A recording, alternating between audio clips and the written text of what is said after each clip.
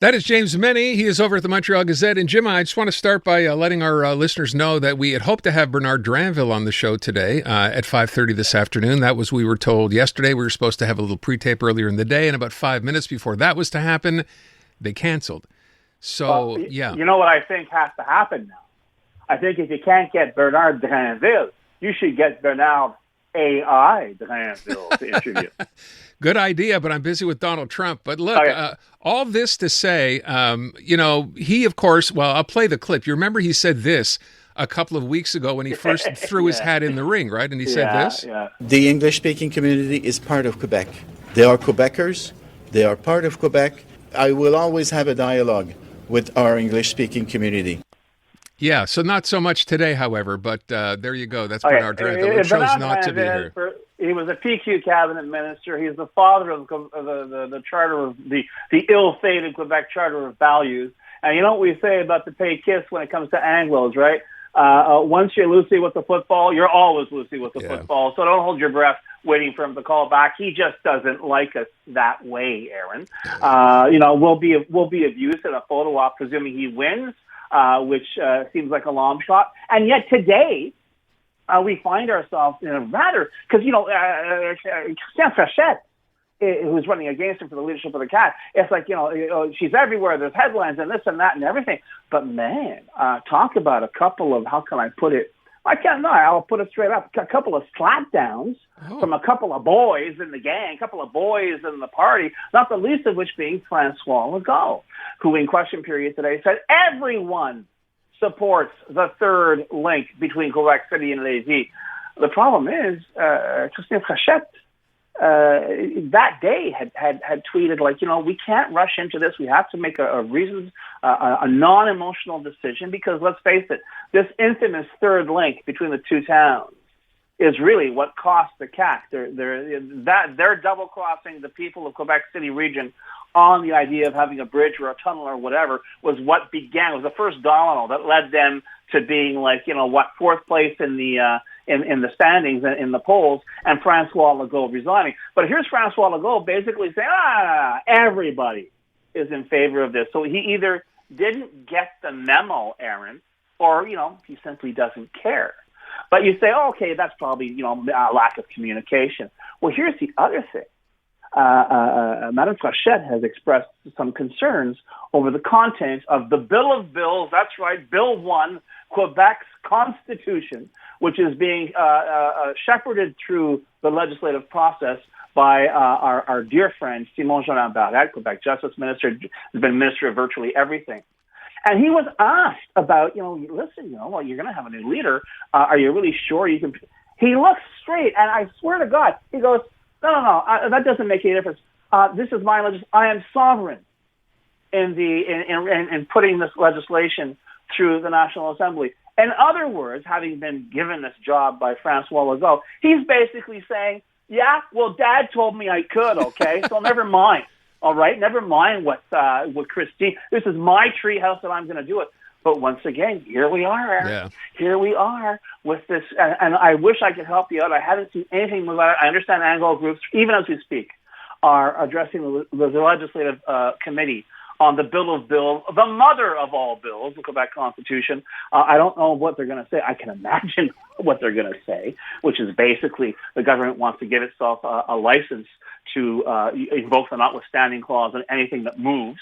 But this is it. This is where we are. And I've mentioned this earlier, and it merits repetition, Aaron, simply because God knows what these clowns, these incompetent clowns, these incompetent spendthrift clowns of the CAQ are going to do between now and Election Day. They know they are cooked. They know they are done. You and I will be discussing, I'm sure, more M&As who suddenly discovered, hey, I have a family. Maybe I should spend more time with them and leave politics. And in the meantime, who knows what kind of legislative graffiti that these clowns are going to leave behind for someone else to clean up, or perhaps not be able to clean it up for 5 years if it's protected by the notwithstanding laws, and turn around and simply make life miserable, not just for Anglos, not just for immigrants, for everyone in Quebec.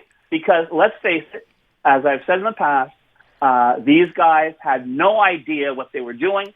and they were doing whatever they want. By the way, this is where we are. Yeah, with respect to Christine Frechette, and I will point out, and I mentioned this early off the top of the show, I don't know if you saw the number, that Léger poll that came out a couple of days ago has her support at 59%, and Bernard Dranville at 22%, leading one of the pollsters to suggest, you know what, maybe it's just a matter of time till he pulls out. Now, I don't know what you think about that. He seems like a pretty proud guy. Does he face the facts? Yeah. Mario Dumont, former head of the ADQ, now a commentator over at TVA, he piped up on this, and once again claiming insider information. And it may be true for all I know. He says, "Don't be distracted by the number of cabinet ministers who are supporting Frechette. Apparently, a lot of rank and file like the cut of Dranville's jib." Now, I'm not saying this is for real. I'm just repeating what I heard, and I know the polls, and usually Léger gets it right. You know what I mean? But all that said, I wouldn't be surprised because, let's face it, Bernard Dranville, and I'll give him this, he says it out loud. He doesn't hide it. Yes, he uses the usual PQ BS when it comes to dealing with Anglos. But he's been quite clear about the Charter of Values. He's been quite clear about where he stands, okay? And I think that may resonate with more Quebecers than we want to admit exist, with more Quebecers perhaps than are making themselves known, and with more perhaps caucus members in the CAQ who feel that, this is the way to go. Let's face it, up until recently, even though it was cheap politics, it was dirty politics, playing the populist card, playing the so-called identity card, i.e., look out, Francophone Quebecers, everyone is out to get you, had paid off. And maybe they're going to bet the same hand again in the next election. You never know. But I would not be so hasty to count out Bernard Dranville. I mean, we'll know in April, apparently, and we'll probably have a better indication between now and then. But I would not write him off just yet, Aaron. Let's face it. When it comes to, as I say, cheap politics, there is no depth to which the CAQ will not sink. Jim, you have a headline that says CAQs Quebec, where laws are written on cocktail napkins. What are we referring to specifically here? Yeah, by people with a pencil and a big eraser, too, because the simple fact, as we speak, Bill, too. Yeah. Yes, well, they're No. How many doctors did we lose? How much faith was shaken in the medical system? How much chaos was created because a bunch of clowns working under the supervision, the so-called supervision of Francois Legault, decided, no, we're going to take these doctors, we're going to punch them in the throat, we're going to wait till they're down on their knees and kick them in the head. And the doctors turned around and says, no, I don't think so. And the fact is, they got jammed, and once again, Legault saw his numbers dropping even further. He also saw doctors leaving. He also saw a growing number of Quebecers not being seen by doctors. Oh, guess what? I'm going to throw Christian Dubé, my health minister, under a bus. I'm going to take over the negotiations like I'm the savior, because I like to play that role, and then I'll get this. I'll dress up this climb down as a magnificent compromise, as if Christian Dubé was doing anything other than what Francois Legault freaking well told him to do. But here we are, and now we have this amended Bill 2, and everything's going, well, yeah, everything's going to be fine, except the specialists still aren't on board. So believe me, folks, this story is far from over. All I'm hoping is that if any of you out there have your appointments with specialists, double check them. You don't want to get caught up in the middle of this. So just keep in contact with your medical assistants, because really the guys up in Quebec City, and yeah, it's the guys up in Quebec City, don't give a damn what happens to you. Yeah, and they got to get this done, I understand, by the end of the month, right? Oh yeah, absolutely. It's just like this idea that, oh yeah, everything's going to be fine. Let's take that big fat eraser, pretend all the things we said in the past just didn't happen, right, and we'll move on from there. But like I say, still no deal with the specialists. So you know what? Let's just keep our powder dry on that one. All right. I want to get to one other bill, and I started the show, and I kind of come back to this in a sec. The idea, of course, now, what are we calling it? Bill 9, sort of, the laïcité version 2.0. Oh, yeah. A lot of people scratching their heads about this one as well. I think I read today there's several hundred groups up there who are going to be consulting on this, or at least adding their 2 cents. What do you make of all this? Well, talking about writing on a cocktail napkin with a big eraser. Remember yesterday I was saying, that nice Jean-François Robert is the minister of secularism. Has he thought about it? And people said, listen, no praying in the streets. Okay, what about a funeral procession? If a funeral procession is going on, are they not allowed to pray while the procession is going on? And it was clear. He got asked the question today, Aaron, and he goes, oh, yeah, well, I'm okay with that. Yeah. In other words, it hadn't even crossed his little secularism mind to think that, maybe there's more to this than going after Muslims like we usually do. And I forgive him for that, because if this government's going to be remembered is one of the most Muslim-baiting governments, whether in terms of religious symbols or simply turning around suggesting that, this is not how we live in Quebec.